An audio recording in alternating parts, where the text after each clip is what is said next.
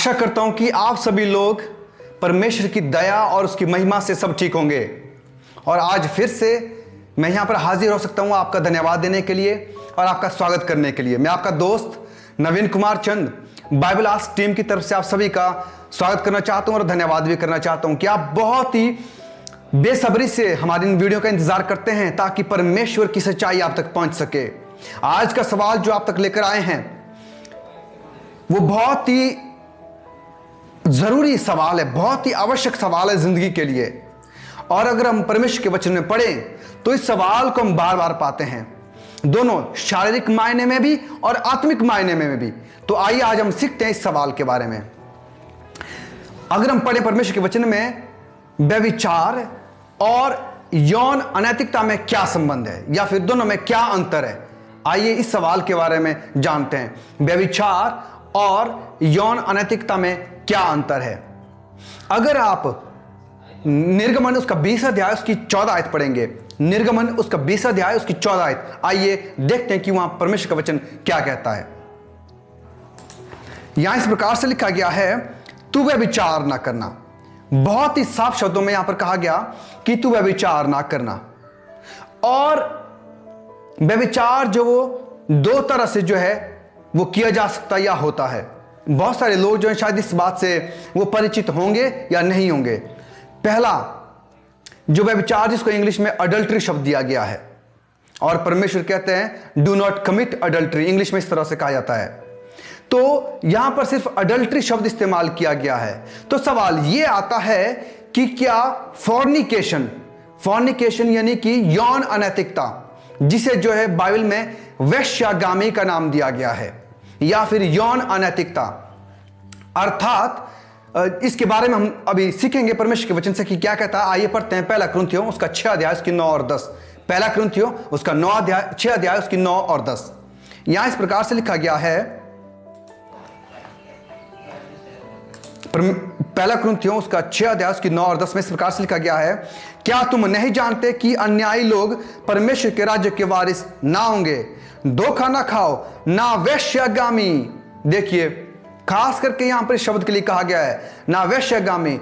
तो यह शब्द जो उस फॉर्निकेशन के लिए यानी कि यौन अनैतिकता के लिए इस्तेमाल किया गया है। अब सवाल यह आता है कि व्यभिचार और यौन अनैतिकता यानी कि अडल्ट्री और फॉर्निकेशन में क्या फर्क है। शायद इंग्लिश शब्दों में तो हम समझते होंगे कि अडल्ट्री और फॉर्निकेशन में क्या फर्क है, लेकिन हिंदी में व्यभिचार और यौन अनैतिकता ये दोनों जो है एक से शब्द लगते हैं। लेकिन आइए हम ढूंढते हैं किसका इन दोनों में क्या अंतर है। तो व्यभिचार, पहले मैं व्यभिचार को आपके सामने रखना चाहता हूं कि व्यभिचार का क्या मतलब होता है। एक जो विवाहित जोड़ा होता है, दंपति जिन्होंने जो है कानूनी तौर से जो विवाहित होते हैं, और जब उनमें से एक साथी अपने साथी को छोड़कर किसी और के साथ यौन संबंध बनाता है तो उसे व्यभिचार कहा जाता है।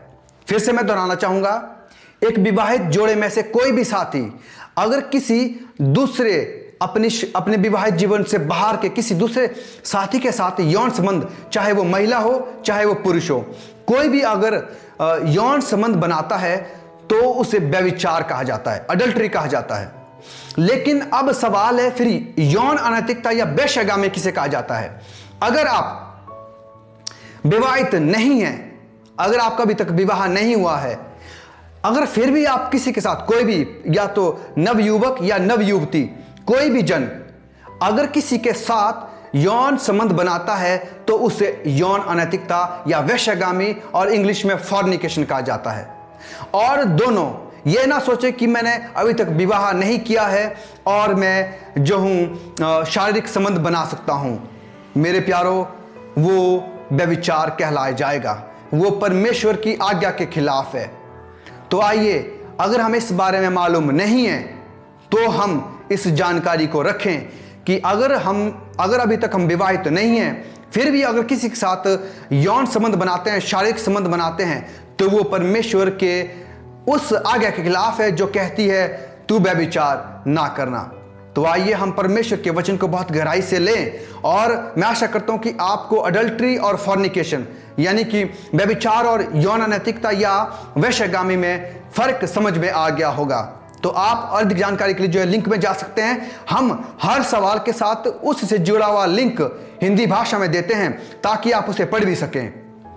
और मेरी आपसे यह विनम्र निवेदन है कि आप इसे सब्सक्राइब करें, इस चैनल को बहुत लोगों तक पहुंचाएं ताकि वो लोग जो पाप में गिरे पड़े हैं वो जान सके कि किस तरह से परमेश्वर जो है इस व्यभिचार को और यौन अनैतिकता को उसके खिलाफ में जो है मानता है। मेरी आपसे यह गुजारिश है कि जब हम परमेश्वर के वचन को पढ़ते हैं तो हम पाते हैं कि ना ही केवल शारीरिक व्यभिचार, पर जब आप प्रकाशित वाक्य 2 अध्याय की 20 आयत पढ़ते हैं वहां पर परमेश्वर जो है इसे आत्मिक व्यभिचार कहा जाता है। यानी कि अगर हम सच्चे परमेश्वर को छोड़कर दूसरे जो देवी देवता हैं या दूसरे जो ईश्वर हैं उनकी तरफ को जाते हैं और उनकी उपासना, उनकी पूजा करते हैं तो हम आत्मिक व्यभिचार करते हैं।